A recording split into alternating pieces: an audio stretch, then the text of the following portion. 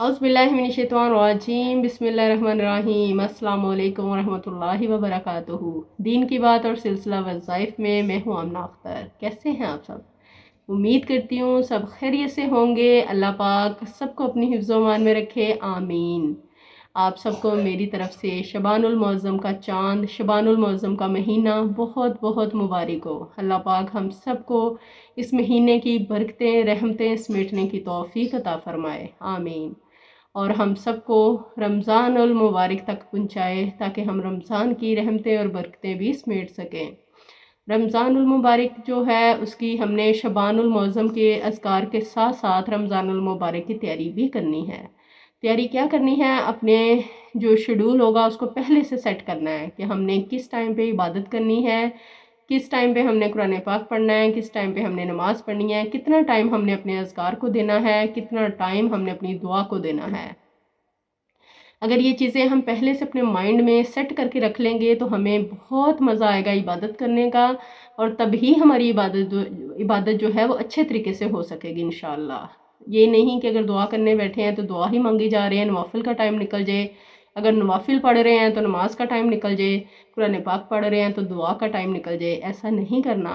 पहले से अपना सारा जो है शेड्यूल उसको सेट करना है कि रमज़ानुल मुबारक में हमने इतना टाइम अपनी नमाज को देना है, इतना टाइम नवाफिल को देना है, इतना टाइम अज़कार को देना है, इतना टाइम दुरूद पाक को देना है, इतना टाइम दुआ को देना है, और इतना टाइम अपनी नमाज़ों को देना है। फिर देखिएगा इंशाअल्लाह हम ढेर सारी इबादतें, रहमतें और बरकतें समेट सकेंगे। मैंने शबानुल मुअज़्ज़म के अज़कार बता दिए थे, लेकिन मैं अभी दोबारा से बता देती हूँ ताकि जिन्होंने नोट नहीं किए वो मेरी इस वीडियो में नोट कर लें। फजर के बाद या अल्लाहु या हक्को या करीमो पढ़ना है। फजर के बाद या अल्लाहु या हक्को या करीमो 100 मरतबा। ज़ोहर के बाद या अल्लाहु या खालिको या हकीम 100 मरतबा। असर के बाद या अल्लाहु या कबीरो या अज़ीम 100 मरतबा। मगरिब के बाद या अल्लाहु या मुक़सितो या हकीम 100 मरतबा। इशा के बाद या अल्लाहु या रहमानो या रहीम 100 मरतबा। ये सारे अज़कार जो हैं हर नमाज के बाद 100 मरतबा आपने पढ़ने हैं। अव्वलो आखिर 11-11 मरतबा दुरूद पाक पढ़ना है और उसके बाद अल्लाह पाक से दुआ मांगनी है। दुआ करते वक्त इस यकीन के साथ दुआ मांगनी है कि जो मांगा है वो ज़रूर मिलेगा, और बेशक हमारा रब अता करने वाला है। उस पर यकीन करके तो देखें। जब इंसान अल्लाह पाक पे यकीन करता है, अल्लाह पाक उसे कभी भी मायूस नहीं लौटाता। जो अल्लाह पाक पे भरोसा करता है उसके लिए अल्लाह काफ़ी हो जाता है। अल्लाह उसके लिए रास्ते खोल देता है, उसकी ज़रूरियात का वो खुद कफ़ील हो जाता है, उसके तमाम काम उसके ज़िम्मा करम हो जाते हैं। कोई उसका होके देखे तो सही। और जो अल्लाह से डरता है अल्लाह उसके लिए रास्ते हमवार कर देता है। हज़रत औफ बिन मालिक हजूर सल्लल्लाहु अलैहि वसल्लम की खिदमत में हाजिर हुए और अर्ज़ की, या रसूल अल्लाह, मेरा बेटा मुशरिकीन की कैद में है, फाकों की हालत में हूँ। तो आप सल्लल्लाहु अलैहि वसल्लम ने अर्ज़ की कि हमारे पास भी एक सिर जो है बस, इसके अलावा दुनियावी असबाब नहीं हैं। और आप सल्लल्लाहु अलैहि वसल्लम ने फरमाया कि सब्र करो और अल्लाह से डरो, और ला हौला वला कुव्वता इल्ला बिल्लाह कसरत से पढ़ो। क्या फरमाया? सब्र करो, अल्लाह से डरो, और ला हौला वला कुव्वता इल्ला बिल्लाह कसरत से पढ़ो। एक हदीस में आता है कि ये ऐसा वजीफ़ा है कि इसमें 99 बीमारियों का इलाज है, और सबसे कम दर्जे की जो बीमारी है वो हम और गम है। ये दुखों का मिदावा है, मुश्किलात का इलाज है, और ये वजीफ़ा मेरे हुजूर सल्लल्लाहु अलैहि वसल्लम ने बताया है। हज़रत अबू ज़र गफ़ारी को नबी पाक सल्लल्लाहु अलैहि वसल्लम ने 5 चीज़ें बताईं, और 5वीं चीज़ ये थी कि अबू ज़र, ला हौला वला कुव्वता इल्ला बिल्लाह कसरत से पढ़ा करो। में मामूल बना लो। जब भी कभी फंस जाओ, मुश्किलात में गिर जाओ, परेशानियों में आ जाओ, ज़िंदगी में मामूल बना लो, ला हौला वला कुव्वता इल्ला बिल्लाह कसरत से पढ़ना शुरू कर दो। अल्लाह रास्ते खोल देगा, वो तुम्हें वहाँ से रिज़्क अता करेगा जहाँ तुम्हारा गुमान भी नहीं होगा। इसके होके तो देखो, अगर किसी शख्स को फ़िक्र फ़ाका आ जाए और वो लोगों को बताता फिरे कि मेरे हालात अच्छे नहीं हैं, मेरे तंगदस्ती आ गई है, मुश्किलात हैं, तो हालात अच्छे नहीं होंगे, उसके हालात में बेहतरी नहीं आएगी, उसकी मुश्किलें हल नहीं होंगी, बल्कि मुश्किलात और बढ़ जाएंगी। इसकी बजाय अगर वो किसी से भी शेयर ना करे और मसल्ला बिछा के अल्लाह पाक के आगे सजदा करे और अल्लाह पाक से ये बोले कि या बारी ताला فکر و فاقہ آ گیا ہے، پریشانی آ گئی ہے، اس کو صرف تو دور کر سکتا ہے، اس کا مداوع تیرے پاس ہے اور اس کے علاوہ کوئی بھی اس کا حل نہیں ہے۔ تو حضرت عبداللہ ابن مسعود فرماتے ہیں کہ حضور صلی اللہ علیہ وسلم نے فرمایا کہ جلد یا بدیر اللہ پاک اس کو مالا مال فرما دے گا۔ یہ بھی کبھی کر کے دیکھو، مشکل آ جائے یا فاقہ آ جائے، مصیبت آ جائے تو کسی سے نہ کہو، صرف اللہ رب العزت سے کہو، اور پھر دیکھنا اس کی کرم نوازیوں کا مینہ کس طرح برستا ہے۔ فرمایا اللہ پر یقین کرنے کا جس طرح حق ہے، اگر وہ تم ادا کر دیتے ہو تو وہ تمہیں اس طرح رزق فراہم کرے گا جس طرح وہ پرندوں کو رزق دیتا ہے۔ ہم تو جب صبح جاتے ہیں تو ہمیں پتہ ہوتا ہے ہم دکان پہ جا رہے ہیں، فیکٹری جا رہے ہیں، آفس جا رہے ہیں، یا مزدوری اور محنت کرنے جا رہے ہیں، ہم وہاں محنت کریں گے، ہمیں وہاں سے پیسے ملیں گے۔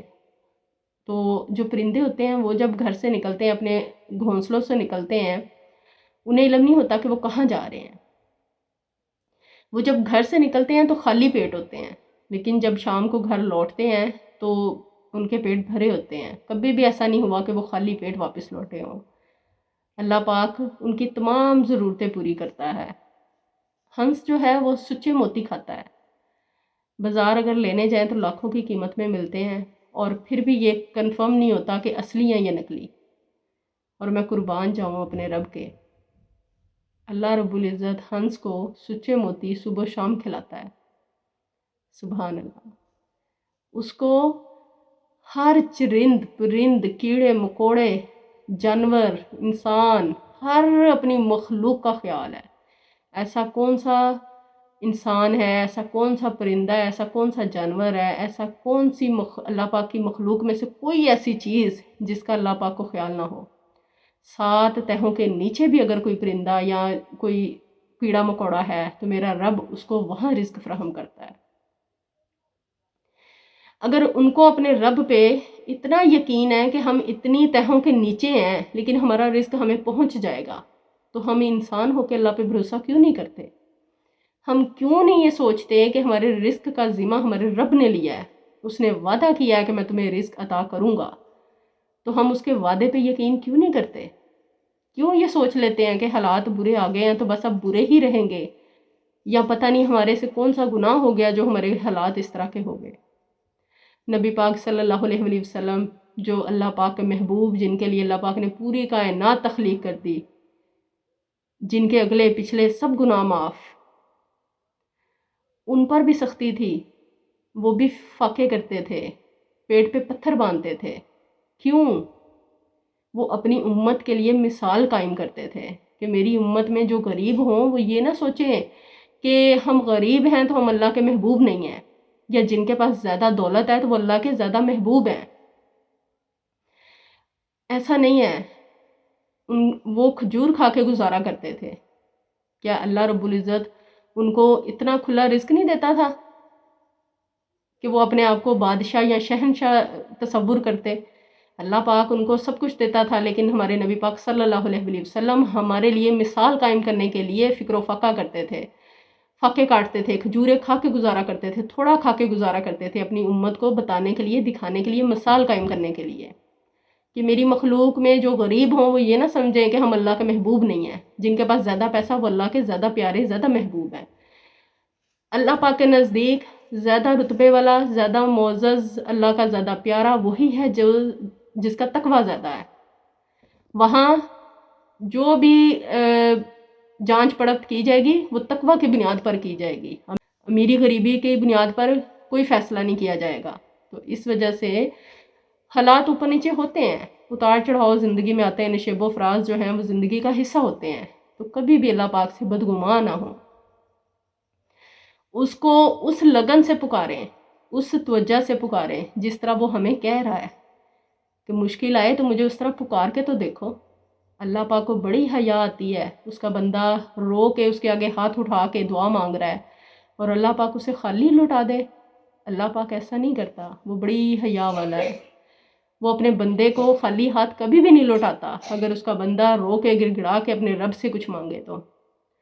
شرط یہ ہے کہ اللہ پاک نے جس طرح، جس یقین اور محبت کے ساتھ ہمیں بتایا کہ میرے سے مانگو، اگر ہم اس طرح مانگے تو وہ کبھی بھی ہمیں ناکام نہیں لوٹائے گا۔ بے شک میرا رب جو ہے وہ بہت غفور الرحیم ہے، عطا کرنے والا ہے، رزاق ہے، رزق دینے والا ہے، اور بے شک یہ اسی کی شان ہے کہ وہ سب کو اس کے گناہوں کے باوجود رزق عطا کرتا ہے۔ ہم لوگ کیا کرتے ہیں؟ جو اچھا ہو صرف اسی کے ساتھ اسلام دعا رکھتے ہیں، جو برا ہو اسے ہم کسی گنتی میں نہیں لکھتے، لیکن اللہ رب العزت اپنے گنہگار بندوں کو بھی رزق فراہم کرتا ہے، اپنے جو نیکوکار ہیں ان کو بھی فراہم کرتا ہے۔ یہ شان صرف ہمارے رب کی ہے۔ اللہ رب العزت ہم سب کو زیادہ سے زیادہ نیکیاں کرنے کی توفیق عطا فرمائے، زیادہ سے زیادہ نیک عمل کرنے کی توفیق عطا فرمائے، زیادہ سے زیادہ استغفار کرنے کی توفیق عطا فرمائے۔ یہ ہمارے نبی پاک صلی اللہ علیہ وسلم نے فرمایا کہ کوئی مشکل ہے، پریشانی ہے، دکھ ہے، تکلیف ہے تو لا حول ولا قوت الا باللہ کثرت سے پڑھو، جتنا پڑھ سکتے ہیں اتنا پڑھیں، لیکن اگر تعداد سے پڑھنا ہے تو 100 مرتبہ پڑھ لیں، اب آخر 11 مرتبہ درود پاک پڑھ لیں۔ اللہ پاک ہم سب کی پریشانیوں کو دور کرے، ہم سب کی مشکلوں کو آسان کرے، ہم سب کو نیک اور باعمل بنائے۔ دعا کے لیے ہاتھ اٹھائیں تو اپنے لیے بھی مانگیں اور دوسروں کے لیے بھی مانگیں، اللہ پاک سب کی پریشانیوں کو دور کرے۔ صدقہ خیرات زیادہ سے زیادہ کریں تاکہ پریشانیاں، مصیبتیں اور مشکلیں ٹل سکیں۔ دعا میں یاد رکھیے گا، اپنا ڈھیر سارا خیال رکھیے گا۔ ویڈیو کو لائک کر دیجیے گا اور چینل کو سبسکرائب کر کے بیل کے بٹن کو پریس کر دیجیے گا تاکہ میری نئی ویڈیو کے نوٹیفیکیشن آپ تک پہنچ سکے۔ جزاک اللہ خیرن، اللہ حافظ۔